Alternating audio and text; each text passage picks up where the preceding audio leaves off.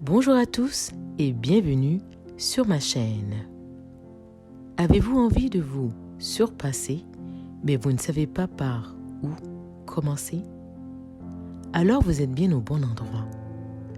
Notre rencontre d'aujourd'hui n'est pas le fruit du hasard. Je m'appelle Kipline. Dans mes prochaines vidéos, je vous invite à un moment de réflexion. Le lever et le coucher du soleil. Voici deux moments exquis de la journée. C'est le rideau du spectacle de la vie qui s'ouvre. Qu'est-ce qui nous attend aujourd'hui? Est-ce que cette journée sera animée de moments mémorables? On se le souhaite. La vérité est que ce n'est pas toujours le cas. Dans ces moments, on aurait envie de dire « Pourquoi moi ?» En fait, pourquoi moi? Voilà le sujet du jour. Restons ensemble pour découvrir les exercices de réflexion ainsi que les idées cadeaux que je vous propose. Prenez le temps de noter dans un cahier et ou réécouter la vidéo autant de fois que nécessaire jusqu'à notre prochaine rencontre. Je produis une nouvelle vidéo chaque 2 semaines. Pour ne pas me perdre de vue et m'encourager, je vous invite à vous abonner en pressant le bouton Subscribe, de donner un like et me laisser un petit commentaire de votre appréciation. Tout cela est gratuit. Autre chose, à travers tout le voyage, soyez honnête avec vous-même. Êtes-vous prêts? On y va. Introduction. Aujourd'hui, on se pose la question « Pourquoi moi ?» Quand on regarde à la télé et qu'on lit une biographie, on remarque que certaines personnes semblent avoir eu une vie sans égratignure, alors que d'autres sont écorchées jusqu'aux os. Pourtant, ces deux mêmes vies ont pris naissance de la même façon. Pourquoi la vie semble tout donner sur un plateau d'argent à A, alors que B vit au jour le jour sans grands espoirs pour le lendemain? Réfléchissons un peu sur la qualité de la vie que l'on mène pour répondre à la question « Pourquoi moi ?» Exercice clin d'œil.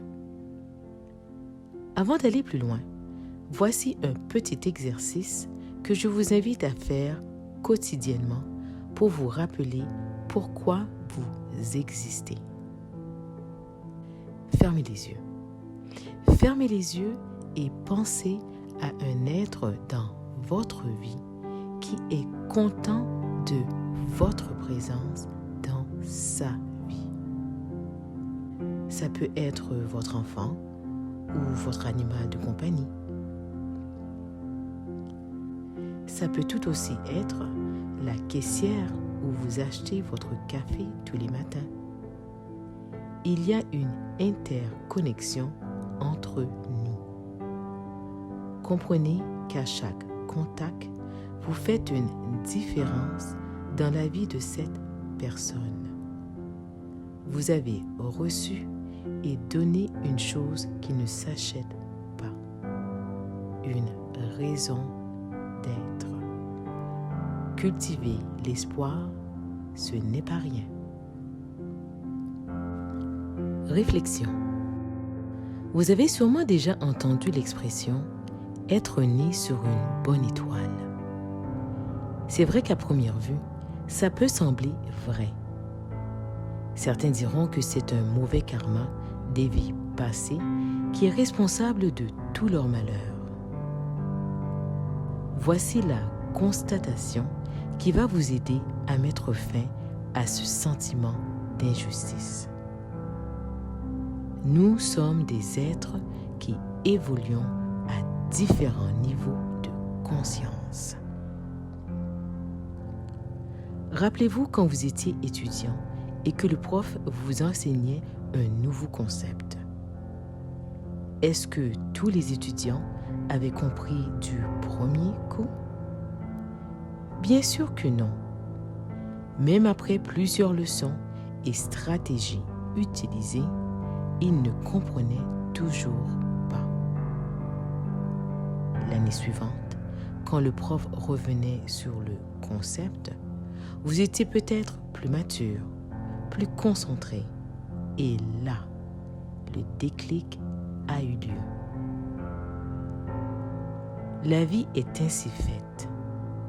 Une série d'expériences se présenteront devant vous avec une leçon à en tirer. La méditation et la réflexion vous aideront à tirer parti de ces expériences pour graduer le plus vite possible de l'école de la vie. Le hasard n'existe pas. Voici donc 3 raisons pour vous aider à répondre à la question « Pourquoi moi ?» Numéro 1. Votre personnalité.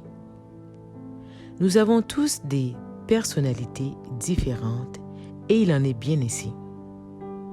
Cependant, certains traits de personnalité nous servent mieux que d'autres à des moments et contextes bien précis. Des astrologues ajoutent que notre date de naissance en est pour quelque chose. Chose certaine, la vie a cette façon de nous forcer à rechercher un équilibre.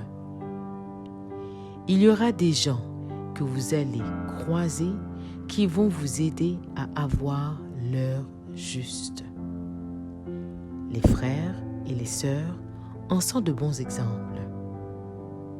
Il y a aussi des événements plus ou moins fâcheux qui vont se présenter devant vous et vous secouer jusqu'à l'âme. La fin d'une relation soudaine, le diagnostic d'une maladie en sont quelques exemples. Aussi incroyable et pénible que cela puisse paraître, il y a 3 choses que vous devez faire. Numéro 1. Dire merci à l'univers pour ce temps d'arrêt forcé. L'univers vous guide, intervient pour vous amener à prendre le temps de revisiter vos priorités et votre perception des choses. À quoi et à qui donnez-vous de votre temps si précieux? Numéro 2. Prenez un moment de réflexion pour comprendre la leçon que l'univers vous enseigne. On est tous interconnectés. Est-ce que votre façon de faire aide les gens de votre entourage à maximiser leur emploi du temps? Est-ce que vous les préparez vraiment à devenir à leur tour des modèles à suivre? Rappelez-vous d'une chose, si vous adoptez au quotidien une action volontaire qui nuit à court et à long terme votre santé et votre sécurité, il faut arrêter ça tout de suite. Bien sûr, on fait exception aux gens dont le métier est de mettre la sécurité des autres en avant-plan. Les pompiers en sont un bon exemple. Et eux-mêmes ont une méthodologie en place pour réduire les effets négatifs. Numéro 3. Établissez un plan de match. Maintenant que vous avez fait le tour de la question, il est temps de passer à l'action.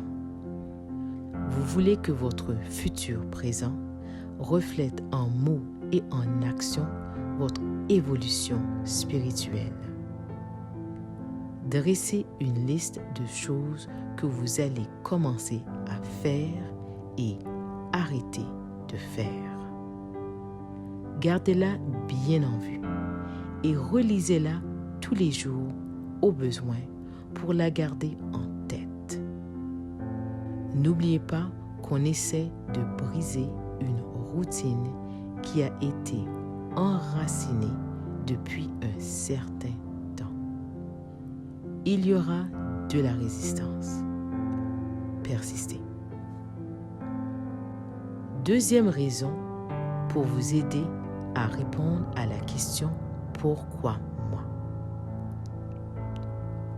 Votre talent de rassembleur. Vous avez un talent naturel pour rassembler les gens. Que vous soyez chef d'entreprise, chanteur, professeur, parent, vous avez une audience. Comme vous avez leur attention, il est important de profiter du moment pour mieux guider ceux qui vous regardent. Il faut donc leur montrer comment vivre. Essentiellement, ça veut dire montrer de la gratitude pour les belles choses que la vie vous donne et aussi leur apprendre à se relever après être tombés. Dans cette même ligne de pensée, on leur apprend comment bien vivre sans nous. Personne ne vit éternellement. L'énergie de nos 20 ans s'efface avec le temps. Pendant qu'on est là et qu'on a la force et le courage, il est important de faire comprendre à notre entourage que notre présence n'est plus essentielle à leur bien-être. Ils ont en eux-mêmes tout ce dont ils ont besoin. Si vous ne le faites pas, vous leur donnez l'impression qu'après vous, c'est le néant. Après vous, ce n'est pas le néant, car vous leur avez outillé à devenir un modèle à suivre. Vous allez vous manquer mutuellement, c'est sûr. La mémoire de votre passage dans leur vie a déjà porté fruit. Troisième raison. Quand vos croyances limitent votre propre évolution spirituelle. On est tous nés et avons grandi dans une famille où le milieu favorisait une façon de penser et de faire. Enfant, on avance et adoptons le programme présélectionné pour nous sans réfléchir.